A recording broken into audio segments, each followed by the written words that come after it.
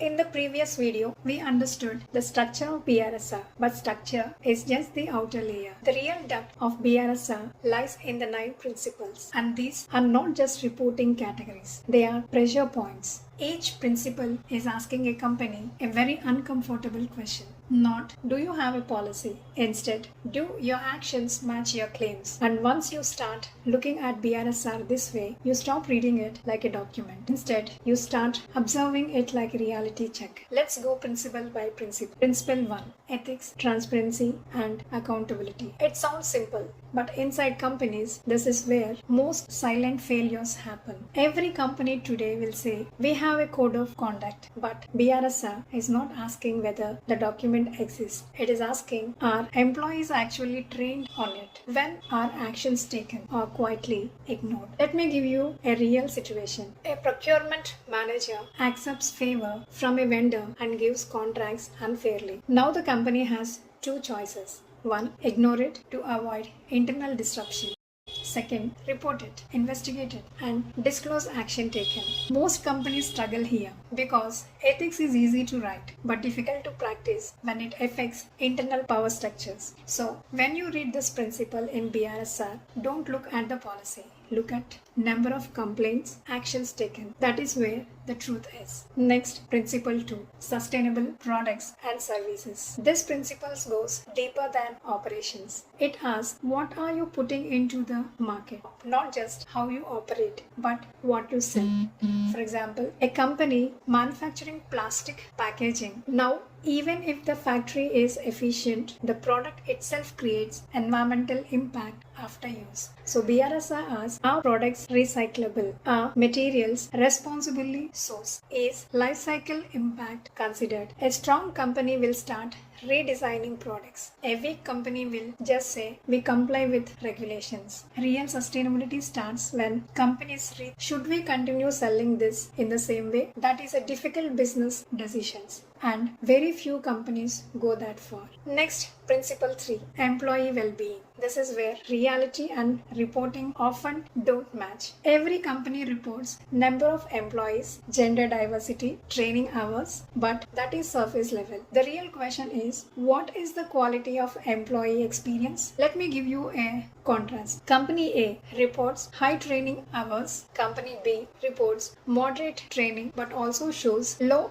attrition, strong safety record, mental health support. Which one is better? Exactly. Because well-being is not numbers alone. It is safety incidents, work pressure, inclusion, fair wages. For example, if contract workers are excluded from benefits, it shows up here. This principle exposes internal culture. Next is principle 4, stakeholder engagement. This is where companies often pretend because stakeholder engagement sounds good. But what does it actually mean? It means who is affected by your business and do you listen to them? For example, a factory operating near a village, stakeholders includes local communities, workers, suppliers. Now engagement is not conducting one meeting. Real engagement is something like identifying concerns, addressing complaints, tracking resolutions.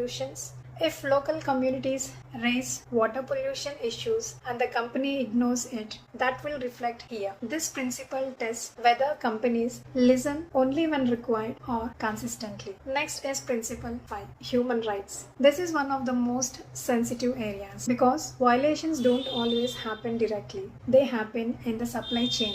For example, a company may not employ child labor, but what about its suppliers? If a supplier uses forced labor, the company is still responsible. So BRSR asks, do you check supplier practices? Do you audit them? Do you take action? Most companies struggle here because supply chains are complex and controlling them requires effort and cost. So when you read this section, ask, is the company checking or just assuming compliance? Next, principle 6, environment. This is the most talked about principle and almost the most misunderstood one. Companies report energy consumption, emissions, water usage, waste, but numbers alone don't tell the story. Let's say emissions increased. Is that bad? Not always. If production increased significantly, emissions may rise. So the real question is efficiency improving? Is intensity reducing? Are renewable sources increasing? A strong company explains trends, reasons, targets. A weak company just gives numbers. So also look for scope 1, 2 and 3 emissions, water recycling, waste recovery. This principle is where environmental science meets business reality.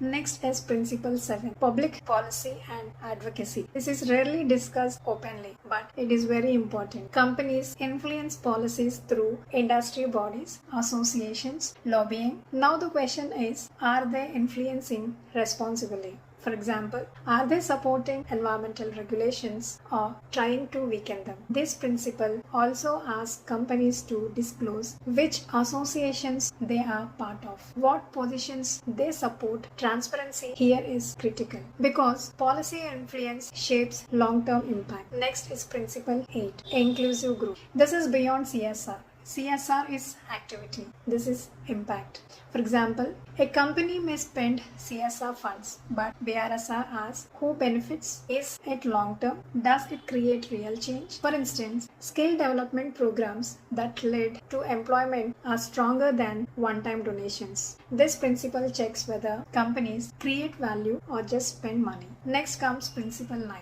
Consumer value. This is about responsibility towards customers. It includes product safety, data privacy, ethical marketing. For example, if a product is harmful but legally allowed, will the company still sell it aggressively? If customer data is collected, is it protected or misused? This principle tests whether companies prioritize long-term trust over short-term profit. So, these 9 principles are not just reporting categories, they are lenses. Among these 9, principle 6 play a very major role. So, through which you can see the real nature of a company, and once you understand this, you don't just read BRSR, you interpret it. And that is where ESG becomes a skill, not a subject. If you want to go deeper into ESG careers and real world sustainability, follow this channel. Thank you.